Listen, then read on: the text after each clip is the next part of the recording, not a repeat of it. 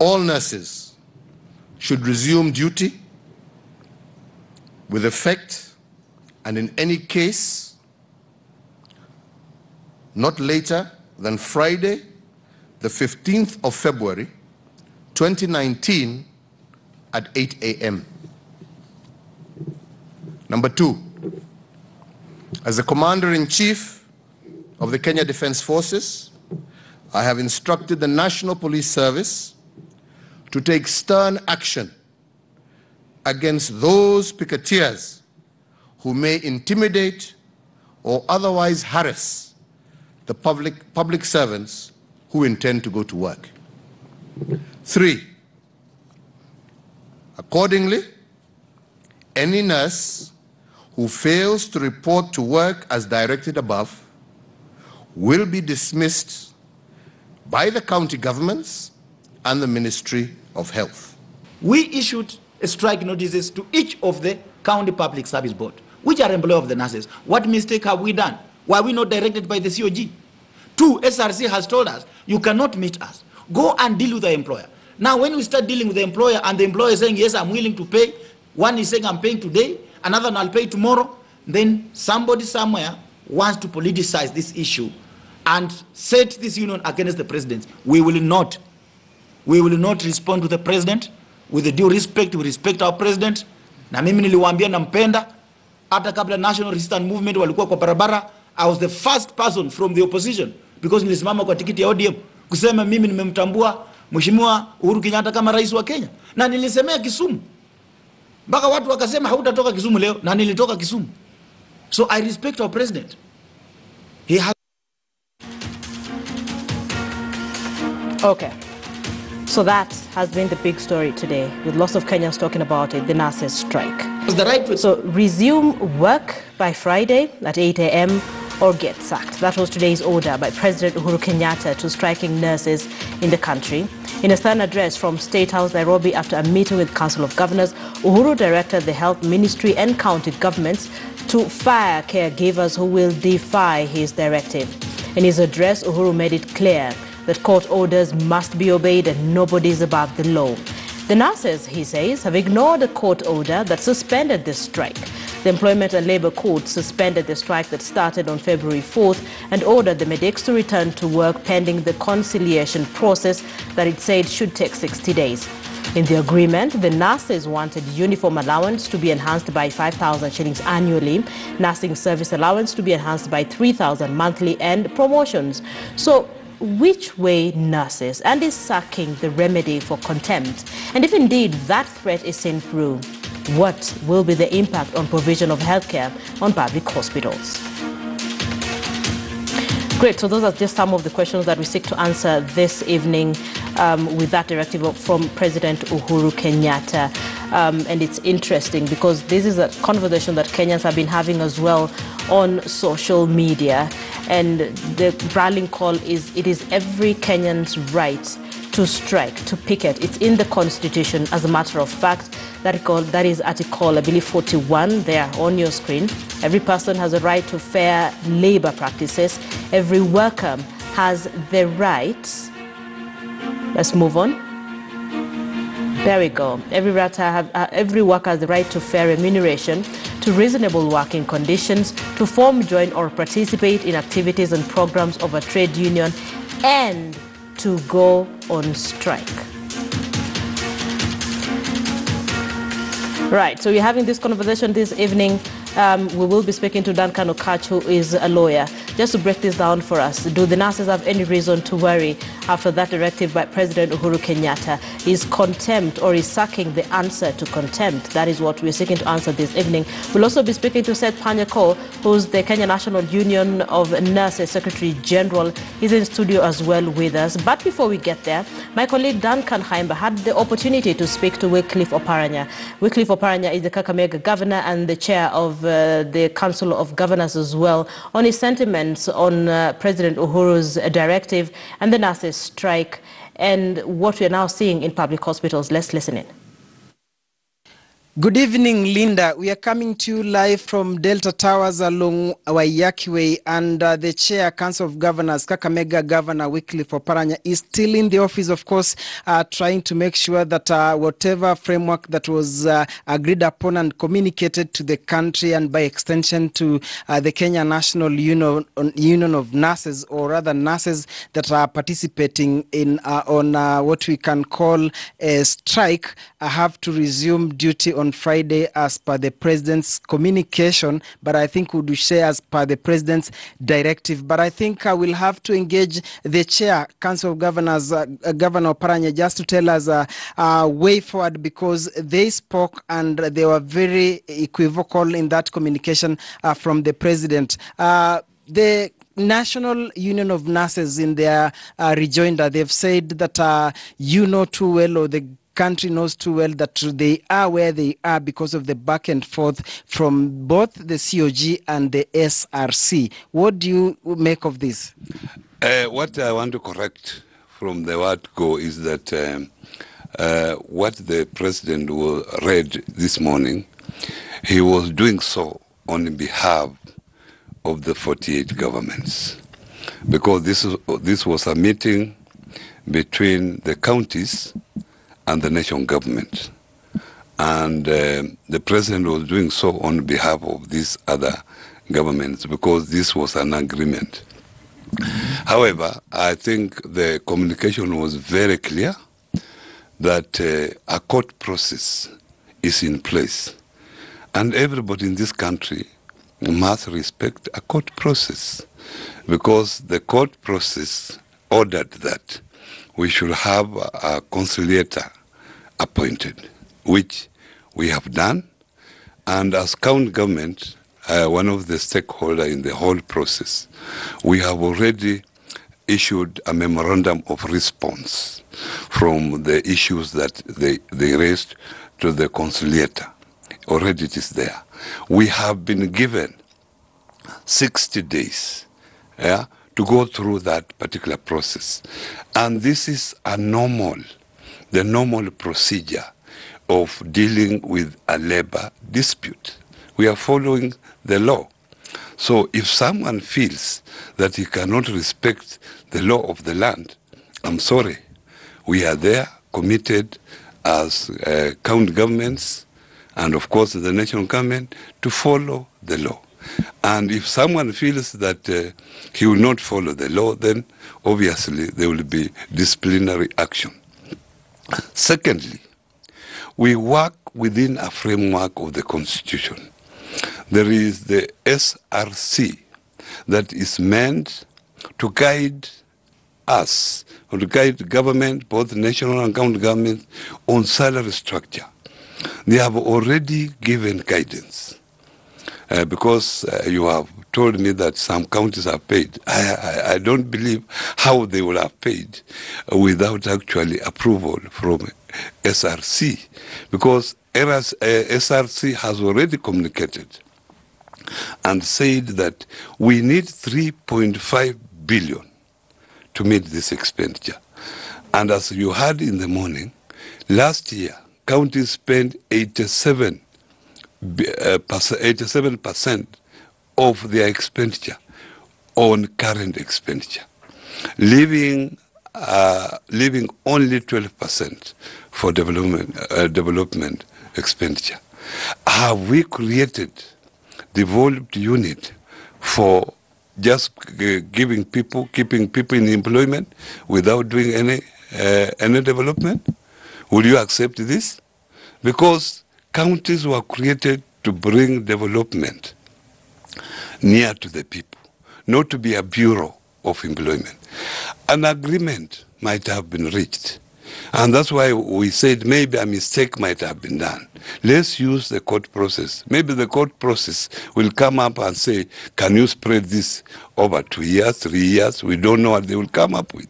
So let us give that process a chance. Bwana Governor, thank you for pointing out that an agreement might have been reached, which maybe it was under duress or it was a mistake. Yeah. But what the nurses are asking that why is one part reneging or flouting their own part of the bargain? Because they are saying they are not ready to go for other talks. What is only remaining is the implementation of whatever was agreed upon. And now you've mentioned that there could have been an agreement, then a mistake. Maybe if you could elaborate on that. Do you think the agreement reached was erroneous? Now that is the discovery that has been made? We are saying agreement was there, and agreement had nothing to do with salary.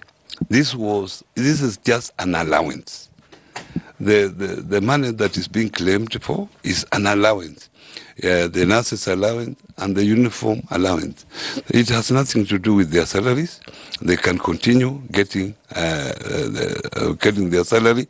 But what we are saying, the country now is going into economic hardship. That even counties, we are being told to reduce our expenditure by 9 billion. The allocations that we were given this year, 9 billion. So if we have to do this as counties, where will we then get money to pay nurses? This is the reality. That is the money that is not there. You can't pay what you don't have. Be that as it may, how come when the strike got underway, we had 3 counties that there was communication that they had met part of the bargain, and then we've seen other counties signing an agreement. Does it mean the problem is only in some counties, and if yes, or is it that there are some betrayal of sorts? Because when the strike got underway, we expected that it would affect 44 counties, but there seemed to be some agreement in some and not in some. Where is the problem? What I don't know, I don't know, counties are run differently. Counties are under governors and they are run differently. But what I know as a governor of Kakamega County, if I have to make any payment, I have to get that approval from SRC. So I don't know if my colleagues actually got this approval that we are looking for, because the first step will have been to get this approval, and secondly, then you look within your own budget. Since approval has been obtained, now where do I get money? Now that will have been a local arrangement now. How do I now organize myself? Do I pay this money immediately or do I spread it? That will now be a local problem. And based on that, of course, the Kenya National Union of Nurses has said that based on the developments, the communication that came from State House, they are now saying that COG is not an entity that is recognized or that has a mandate to order them back to work. And even the national government, they are saying in any case, and then that is the responsibility of the county public service board. Therefore, the nurses are literally saying they don't recognize the Council of Governors. One of the functions of the Council of Governors is coordination of the activities of the county governments. And as I talk now, the governors met last week at Windsor and resolved, and we have minutes to that aspect, that resolved that this issue should be dealt with at the Council of Governors level. So we have approval from the 47 county governments to work to deal with this issue on their behalf. In any case, at State House, you saw other governors who are there. Obviously, those are governors who are governors of various counties. Yeah.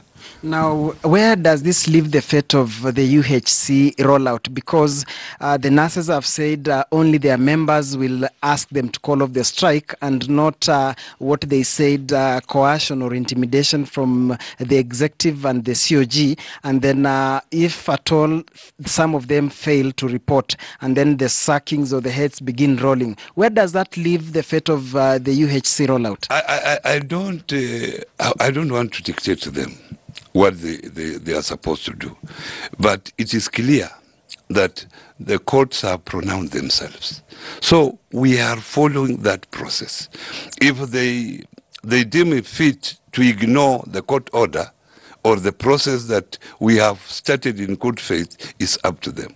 And that's how we are now going to take action as directed by the president. Finally, we saw, as you've ended it, as directed by the president, we saw a visibly angered president, a frustrated president, and how he ended it by ordering that as a commander-in-chief, he's given a directive for those picketeers who will sort of try to cause some trouble. And some are not taking it lightly because they are saying an act of picketing is guaranteed under Article 41 of the Constitution.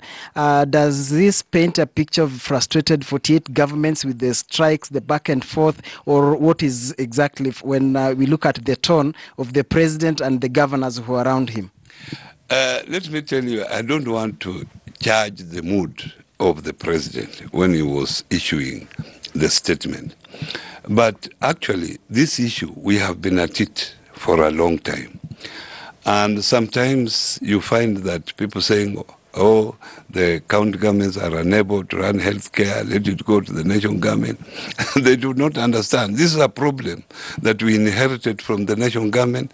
This is an issue that we have been discussing since 2016 up to now.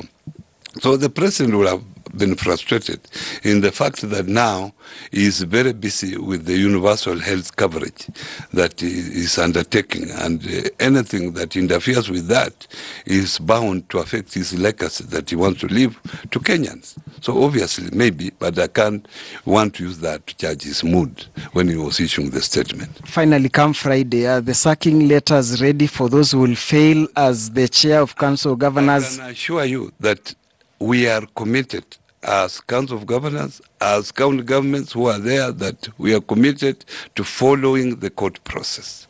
And we will await after 6 days what the courts will decide. If someone does not want to follow the court process, obviously disciplinary action will be taken.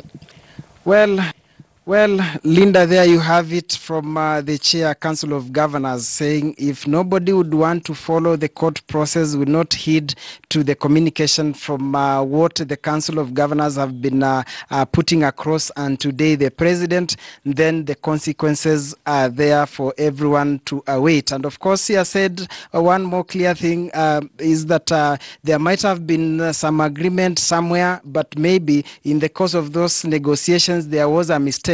And therefore, it's time to put heads together and resolve or find an amicable solution that will work. But of course, he has said there's no money. The government is facing financial constraints. County governments have been told to cut down their budget. Therefore, the take-home, your guess is as good as mine. Over to you, Linda. Yeah, clearly, this is not going to end anytime soon. So, Wycliffe Oparanya, who's the chair of Council of Governors, just speaking to Duncan Haimba, as Duncan mentioned, he says you cannot pay what you don't have. And maybe an agreement was reached, maybe it was a mistake, maybe we need to start renegotiating again. So basically just putting everything back to square one. But let's have this conversation with Duncan Okach, who is a lawyer. He's in studio with us, and Seth Panyako as well, who's the Secretary General, Kenya National Union of Nurses. Mr. Panyako, let me begin with you. I'd like to get your quick reaction to what Oparanya has had to say. We have no money. It was a mistake. I mean, everyone is cutting down. We're having economic hardship. Your quick reaction, sir. Governor Oparanya is just playing normal politics and showing a lot of insincerity in himself. Remember, Governor Oparanya is my governor in Kakamega, and the first governor to accept to pay that money was Governor Oparanya. And in fact, he factored that budget when I was in his office. He called his departments that were responsible, and he found out that he needed only 46 million per financial year for him to meet the requirements. He has spoken a lot of things which I think is a lot of insincerity from the side of the government. And if that is the kind of insincerity that we want to see in government, we are now looking forward to very hard times ahead. We want to state that categorically that government must respect the rule of law.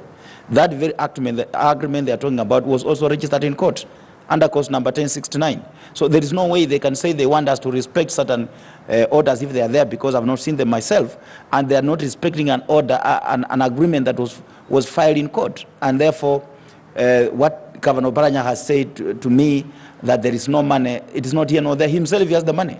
He has told me he has the money. What about those counties that have already paid? What we have seen is that an incitement that has emanated from COG Secretariat went to recruit SRC, has now recruited some governors, and they have gone to convene the president, and the president has said what he has said. But sticking to what Governor Oparanya has said, is that the right for nurses to have fair remuneration and fair working conditions cannot be compromised, because that is the right enshrined in the Constitution of the people of Kenya, and will continue to fight for it. You see, his argument is they do not have money. He doesn't even understand how some counties have money to pay nurses. I'm looking at Migori, I'm looking at Mombasa, I'm looking at Machakos. And he says he does not understand how these counties ended up paying. From what you hear from your officials on the ground, how is this carried out? You know, it depends on how competent you are, because as far as I'm concerned, is that Salaries and Remuneration Commission has no authority at all by law or by the Constitution of Kenya to be purporting to be authorizing payment. Their responsibility, as provided for in the Constitution, is to advise public sector employers and also to set salaries for state officers. So when someone tells you that I'm waiting for Salaries and Remuneration Commission to give me authority, that person may not be understanding what the law says. So as far as we are concerned, Salaries and Remuneration Commission has been overstepping her mandate when it comes to issues of nurses. This agreement was registered in court, and if they want to respect, they must first start by respecting this agreement, because it was filed in court. The money is available. Let me tell you, Governor Oparanya today, he is now moving in a chopper. That chopper is funded by public funds. The entire COG, which I already said that is an amorphous and an unconstitutional body, is funded by money from the county governments. Why can they break this COG and disband it so that the money can go to the counties to development projects and support nurses? Because when we developed functions, when they accepted to have a devolved system of government in Kenya, they wanted governors to be in their specific county government and deliver services. Why are they coming back to Nairobi to stay in Nairobi and have offices in Nairobi? Let them go back, disband COG, and take those offices to the county government so that they can serve the people in the counties, and not come to Nairobi and spend the money which is supposed to pay salaries, to pay nurses, by flying in choppers. So I'm going to ask you a question that will determine a lot in the next couple of days. I know from the press briefing you had today, you said that this strike will only be terminated by members on the ground, that you as officials can only be directed by members. So what have your members told you? I have told you that it is the members who request my office to issue strike notices. And as I'm telling you, is that I have not received this. Today I have received only a request from one county government, and that's Kirinyaga, where they have said they have agreed with their employer, the County Public Service Board of Kirinyaga, and they have suspended the strike. I will be waiting to be advised from other branches. But as we sit here, we have now suspended strike in 9 county governments because of that agreement. There are 6 county governments that have paid, and that's Migori, Machakos, Kwale, Nairobi, Mombasa, and Vihiga. So we will stand our ground and fight for our rights. But if I'm advised even tomorrow in the morning, all the counties that are on strike and those that have issued strike notices, and I'm advised by the members and the officials from the ground that we suspend this strike or call off this strike, I will exactly do that, because I gave them the mandate to do so. Okay. And so far you haven't received any? Can you hear me? Thank you. I can't hear you. All right. Duncan, can you hear me? I can hear you clearly. Good. So President Uhuru Kenyatta today gave that directive, and in his directive he asked nurses to go back to work by Friday at 8 a.m. or they will get sacked. He says they're going against the courts, and he actually mentioned that county governments now have the green light to deal with the nurses whichever way they deem fit. Give me legally, there's that argument that contempt does not necessarily lead to sacking. So legally, do the nurses have a reason to worry? Linda, in response to your question, the president has actually given a directive that the nurses must return to work on Friday. The rule of the law is that a court order must be respected. There is no choice about that. Once it comes to your knowledge that there is a court order, you ought to respect it. You can argue about it later. You can go back to the court, because there are processes of challenging a court order enshrined in law.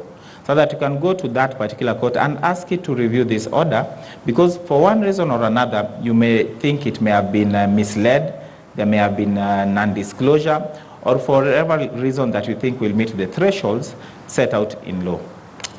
Having said that, Linda, it therefore behoves, according to the law, the nurses, if they were properly served with this particular order, to obey that court order.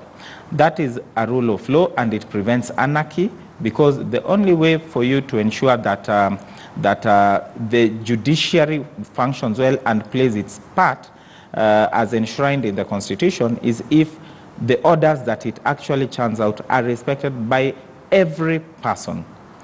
But when we are talking about that, you are told that by the President that these particular nurses will be sacked on Friday. The question that begs is that he has himself given them up to Friday to report. The court indicated that they were to report immediately.